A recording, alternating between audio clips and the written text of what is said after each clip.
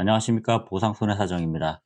얼마 전에 대법원에서 새로운 판례가 하나 나와가지고요. 그거 한번 소개시켜 드리려고 준비했습니다.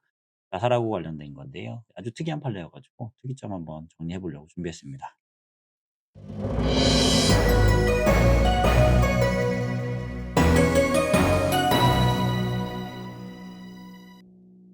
우선 사실관계부터 좀 보겠습니다.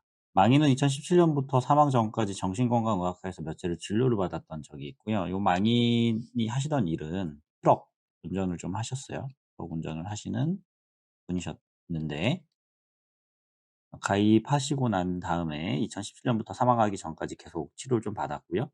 망인이 이제 전처하고 이혼하고 난 다음에 재결합을 위해서 계속 노력을 했는데 전처가 받아들여주지 않으니까 좌절감이나 자괴감,孤独감으로 술에 의존하는 상황이었고요.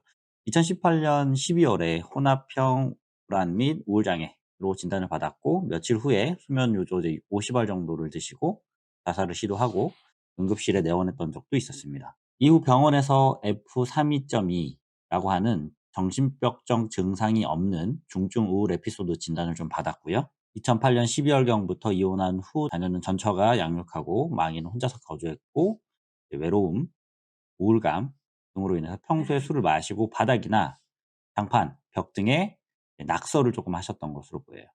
그리고 망인은 사고 후 채무 및 카드빚 등으로 신용불량자 상태였고요. 지인들에게 금전적으로 힘들다는 이야기를 자주 해왔습니다. 사고 전날 친구에게 힘내라. 넌 그래도 아직은 가능성이 있다. 그러니까 지치지 말고 친구 그동안 고마웠네. 라는 문자를 좀 보내고요. 동생에게는 먼저 간다. 정확한 계획을 가지고 후회 없는 그런 삶을 살아라. 라고 카카오톡 메시지를 보냅니다. 그리고 망인은 마트에서 화로와 번개탄을 구입하고 차량 뒷자리에 번개탄을 피워서 사망을 했고 부검 결과는 번개탄 중독으로 사망했다고 나왔어요. 보험약관 제5조 1항에서는 뭐라고 돼 있었냐면 피보험자가 고의로 자신을 해친 경우에는 보험금을 지급하지 않고 자유로운 의사결정을 할 수 없는 상태에서 사망을 한 경우에는 보험금을 지급한다. 이렇게 규정되어 있었어요. 상해사고라고 하는 것은 우연성, 외래성, 급격성이라고 하는 거가 다 충족돼야 되는데요. 그중에서도 이번 사안에서 문제된 건 바로 우연성. 1심에서는 뭐라고 했냐면요. 망인이 자살을 선택한 장소나 방법, 도구 등 사전 준비 과정이 필요한 것으로 망인이 우발적으로 자살에 이르렀다고 보기에는 좀 어렵다. 그러니까 이러한 사정을 좀 보면 망인이 심신상실로 인해서 자유로운 의사결정을 할 수 없는 상태였다라고 인정하기에는 조금 부족하다. 그러니 보험금을 지급할 수 없다라고 하면서 면책을 했습니다.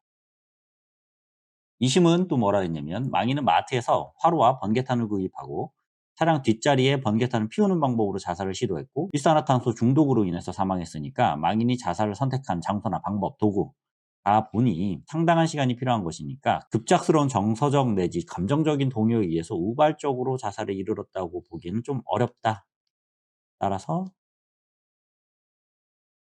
면책이다 라고 판시했습니다. 대법원은 정신질환 등으로 자유로운 의사결정을 할 수 없는 상태에서의 사망이었는지 여부는 자살자의 나이와 성행, 자살자의 신체적, 정신적 심리 상황, 그 정신질환의 발병 시기, 그 진행 경과와 정도, 자살의 즈음에서 구체적인 상태, 자살자의 애워싸고 있는 주위 상황과 자살 무렵의 자살자의 행태, 자살 행위의 시기 및 장소, 기타 자살의 동기, 그 경위와 방법 및 태양을 종합적으로 고려해서 판단한다 라고 되어 있고요.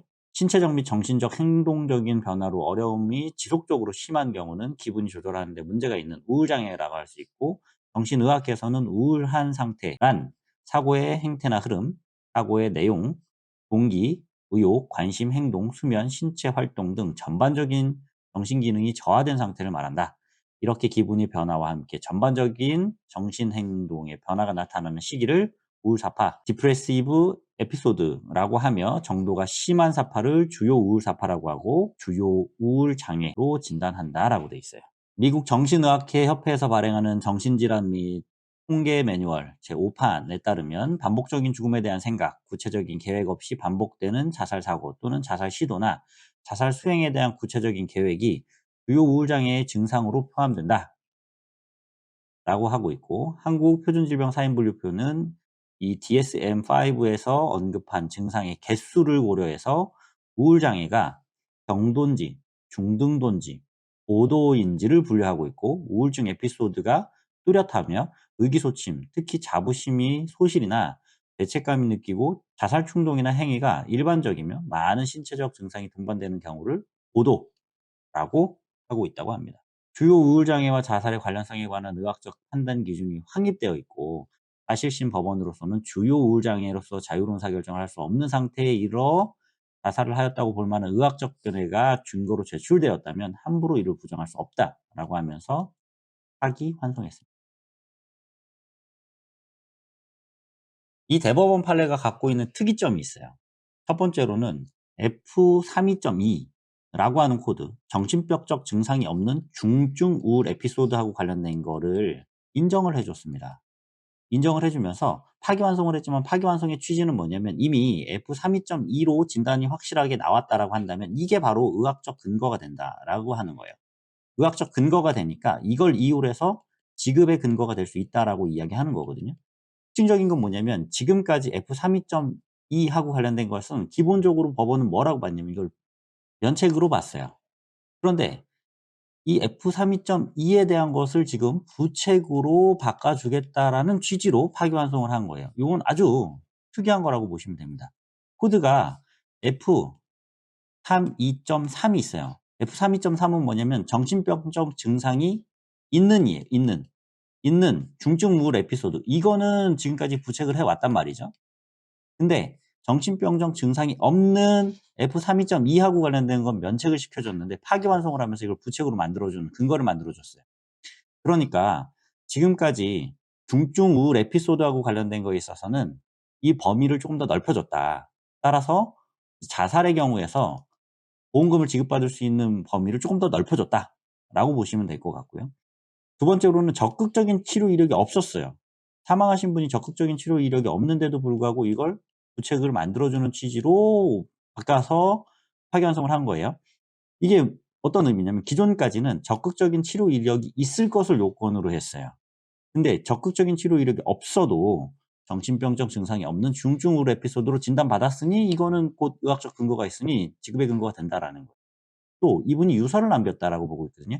이거 유서가 꼭 뭐 종이에 남겨야 되는 것은 아니니까 문자로 남기고 또 톡으로 남겼으니까 이걸 근거로 유서를 남겼다라고 보고 있는데, 유서를 남기더라도 상관없다는 거예요. 유서를 남기더라도 F32.2로 진단받았다라고 한다면 지급의 근거가 될 수 있으니 이건 부책을 만들어 주라는 취지로 파기환송을 한 거예요. 이게 아주 특이한 점입니다. 이 판례가 언제 나왔냐면 2022년 11월에 나왔어요. 따끈따끈한 대법원 판례입니다. 파기환송 시켰던. 근데 F32.2하고 관련된 것으로 파기환송을 시켜줬던 아주 특이한 판례이기 때문에 이번 시간에 좀 준비를 했고요. 이 대법원 판례는 정신병적 증상이 없는 중증 우울 에피소드, 우울증하고 관련된 아주 획기적인 판례라고 보시면 될 것 같아요. 그래서 이번 시간에 새로 나온 판례이기도 하고 자살하고 관련된 거에 있어서 좀 중요한 판례이기도 하고 해서 좀 준비를 해봤고요.